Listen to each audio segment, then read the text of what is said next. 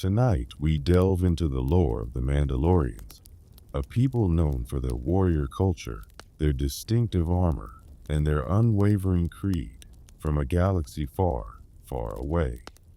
We focus not on a lone gunslinger, but on a figure of quiet authority and profound tradition, the keeper of the forge and the spiritual heart of her covert.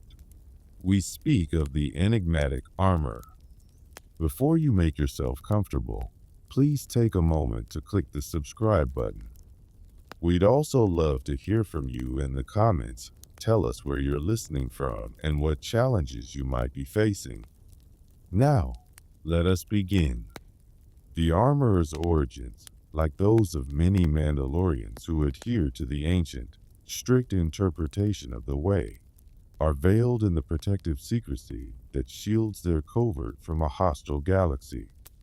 We do not know her given name, nor the specific clan from which she descends, for such details are secondary to the sacred duty she embodies. She is defined by her role, a role that is both artisan and spiritual guide.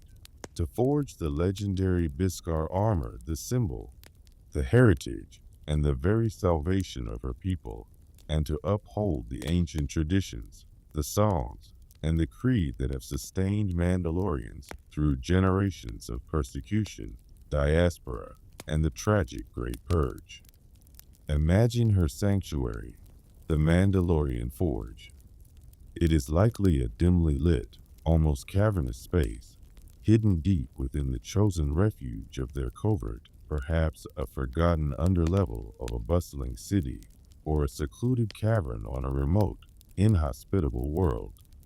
The air within would be thick with the intense, dry heat radiating from the heart of the furnace, mingling with the sharp, metallic scent of molten Beskar and the faint, acrid smell of quenching steam.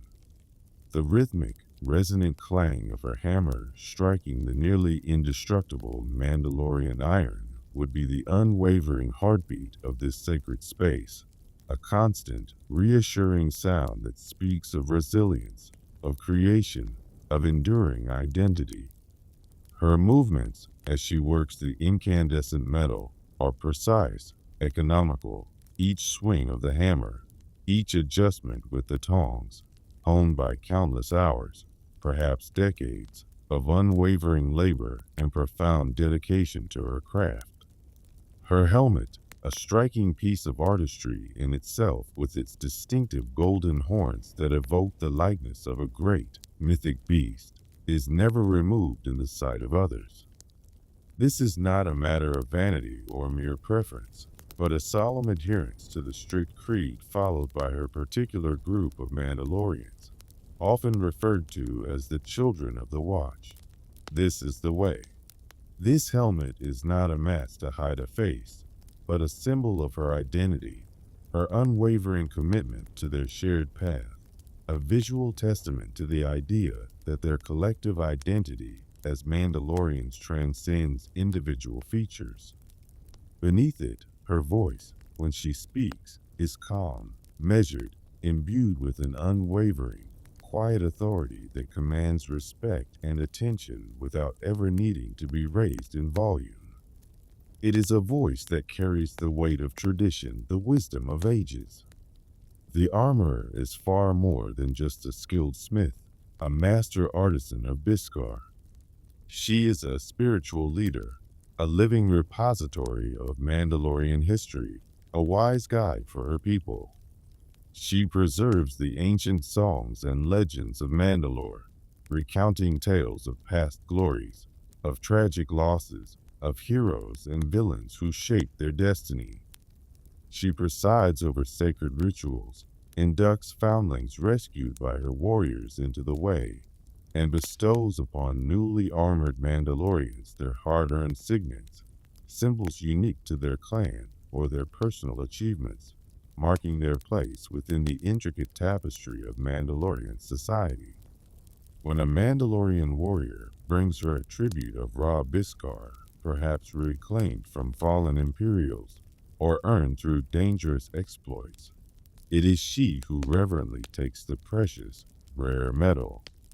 Picture her at the heart of the forge, the intense, almost blinding glow of the fire illuminating her impassive helmet, her hands, always covered in sturdy, protective gloves, expertly manipulating the heavy tongs and the weighty hammer. She speaks of the Beskar with a deep, almost spiritual respect, understanding its profound significance not just as the material for the galaxy's finest armor, but as a sacred part of their identity, a tangible link to their ancestors, a legacy passed down through generations. As she works the metal, heating it, purifying it, hammering out impurities, she might recount tales of Mandalore the Great, the legendary leader who first united their people, or perhaps speak of the ancient, bitter wars fought against the Jedi, whom she refers to as an order of sorcerers. Her voice, a calm, rhythmic counterpoint to the fiery, percussive work at hand, would fill the forge, instilling a sense of history and purpose in those who listen. She is a keeper of profound wisdom, her understanding of the galaxy and of the Mandalorian place within it, both practical and deeply philosophical. When Din Djarin, the Mandalorian we come to know, brings the child Grogu, a foundling of mysterious origins and powerful, unusual abilities, to the covert, it is the armorer who examines the child. With her deep knowledge of ancient lore, she recognizes the signs of a force-sensitive being, recalling the ancient enmity and legendary battles between Mandalorians and the Jedi. Yet, her counsel to Din Djarin is not one of blind hatred or immediate aggression. Instead, it is one of understanding the nature of the profound bond that is clearly formed between the hardened warrior and the vulnerable child. She instructs Din Djarin that, according to their creed, he is now as a father to the foundling. He is responsible for its care, its protection, and ultimately, for attempting to reunite it with its own kind, or, if that proves impossible, to raise it in the way of the Mandalore. It is a foundling, she would state, her voice resonating with the certainty of tradition. By creed, it is in your care. Her pronouncements are often concise, laden with meaning, delivered with a quiet, unshakable certainty that leaves little room for debate. The armor is part of our identity. Our strength is in our numbers. The songs of eons past tell of battles between Mandalore the Great and an order of sorcerers called Jedi. A foundling is in your care. By creed, until it is of age or reunited with its own kind, you are as its father. This is the way. These are not mere statements or casual observations, but affirmations of their culture, their beliefs, their shared purpose, the very tenets that hold their scattered people together. The armorer is also a formidable warrior in her own right, a fact that might surprise those who see only the artisan. Though her primary role is that of a smith and spiritual guide, when her covert, her family, is threatened, she does not hesitate to take up her forging tools, her heavy hammers and sturdy tongs, as deadly, unconventional weapons. Her fighting style is powerful, direct, and brutally efficient, much like her meticulous work at the forge. She moves with a grounded, deliberate strength, her every blow carrying the weight of her conviction, her determination to protect her people absolute. She embodies the Mandalorian ideal of self-sufficiency, of quiet readiness, and of formidable martial prowess. There is no wasted motion, no theatricality, only the focused application of force to neutralize a threat. Life in the hidden covert, under her steadfast guidance, would be one of strict discipline, shared purpose, and unwavering mutual protection. The Mandalorians, having faced the devastation of the Great Purge and the catastrophic loss of their homeworld, Mandalore, often live in the shadows, their survival dependent on their meticulous adherence to the way, and their unshakable trust in one another. The armor is the anchor of this fragile community, the one who ensures that their ancient traditions endure against the eroding tides of time and persecution, that their unique identity is not diluted or lost in the vast, often indifferent, galaxy. She understands with profound clarity the symbolism and the unifying power of their creed. When a Mandalorian takes off their helmet in front of another living being, they are considered to have forsaken the way, becoming an apostate, an outcast from their community.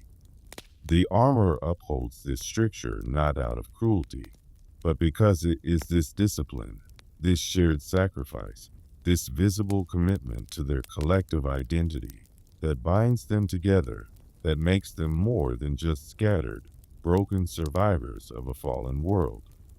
It is a rule that forges their unity. Her wisdom is practical as well as spiritual. She provides insightful counsel on matters both large and small, settles disputes that may arise within the covert with fairness and authority, and ensures the physical and spiritual well-being of her people to the best of her ability. She is a figure of immense stability in a dangerous and uncertain galaxy, a constant in a universe of variables. Her presence, her calm voice, her unwavering adherence to tradition are a source of profound comfort and enduring strength to those who follow the way. The armorer represents the fierce resilience of the Mandalorian culture, its remarkable ability to adapt, endure, and survive even in the darkest of times, against overwhelming odds. She is the living memory of her people, the guardian of their sacred traditions and their precious Beskar, the one who ensures that the fires of the forge, both literal and metaphorical, and the unyielding spirit of Mandalore, will never truly be extinguished. Her life, dedicated to her craft and her creed, is a testament to the enduring power of belief, the unbreakable strength of community, and the profound, anchoring importance of heritage in a galaxy that often seeks to erase it. As the image of the armorer, her horned helmet catching the warm firelight of the forge, her hammer resting by her side, a symbol of both creation and defense, gently fades from your mind's eye, may your own spirit find its quiet strength and unwavering resolve.